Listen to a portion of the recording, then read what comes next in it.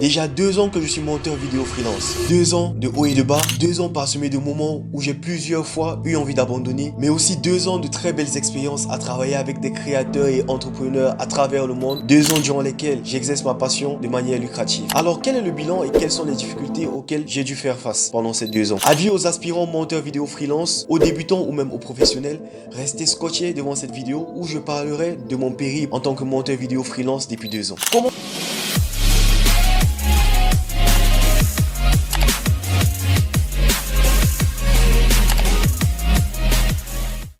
Comment je débute en montage vidéo? Je crois qu'avant de se poser cette question, il serait préférable de répondre au pourquoi je me lance en montage vidéo. Alors, en fin 2022, j'étais à une période où je voulais à tout prix lancer un business. Je faisais tout un tas de recherches, mais tous les business qui m'intéressaient nécessitaient un capital de départ, chose que je n'avais pas à ce moment-là. Alors, j'ai repensé à la discussion que j'avais eue avec un de mes meilleurs amis 3 ans avant, où il me parlait du freelancing, dont le principe était de vendre ses services à des particuliers de par des plateformes de freelance ou les réseaux sociaux. Et qui dit service dit compétence. Donc il fallait d'abord savoir faire quelque chose. Et moi j'avais déjà des prérequis en montage vidéo qui plus était une activité qui me plaisait beaucoup. Alors toute l'année 2023, je me suis formé en montage vidéo de façon professionnelle et en graphisme pour plus de polyvalence. J'ai enchaîné les cours, les PDF, les tutos sur des logiciels Adobe et CapCut. Et au bout de quelques semaines, je maîtrisais à la perfection tous les outils de ces 10 logiciels. Alors la préformation était probablement la phase la plus difficile de mon parcours. Car ok, je savais désormais monter ou du moins utiliser les outils des logiciels de montage, mais maintenant il me fallait des clients. J'ai essayé tout un tas de méthodes. Parfois j'allais même sur Insta ou TikTok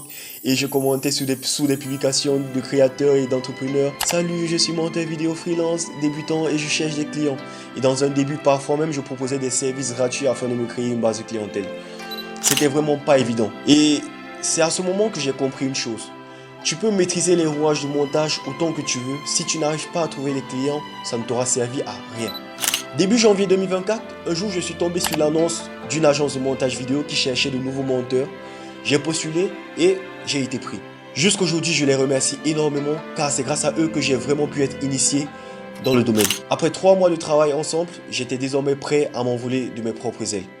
D'aucuns m'ont dit que c'était très précoce, que j'aurais dû rester encore un peu à travailler avec eux, mais je me sentais déjà prêt. En fin mars, début avril 2024, je me lance officiellement en freelance. Je crée mon compte sur les plateformes Fiverr et Upwork, j'en passe. Je crée le profil de mon agence Sharp Editing Agency sur les réseaux sociaux.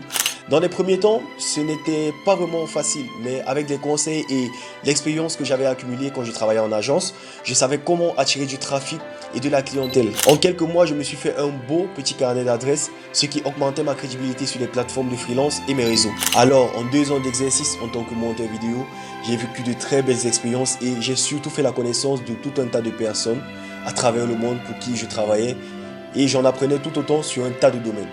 En outre, le montage vidéo a été un véritable tremplin financier dans mon cheminement vers l'autonomie économique. Et aussi, là où j'aimerais attirer l'attention de plusieurs aspirants monteurs vidéo freelance, le plus difficile ce n'est pas d'apprendre à monter car tu peux être aussi bon que tu le veux. Tu peux être naze des logiciels Premiere Pro ou CapCut, mais si tu n'arrives pas à avoir des marchés, ça ne te servira à rien. Alors à tous ceux qui sont nouveaux sur la chaîne, déjà bienvenue. N'oubliez pas de lâcher un pouce bleu et un commentaire, c'est pour le bien de la chaîne et pour la faire avancer. Alors c'était votre boy Thierry Sharp et à plus pour une nouvelle vidéo.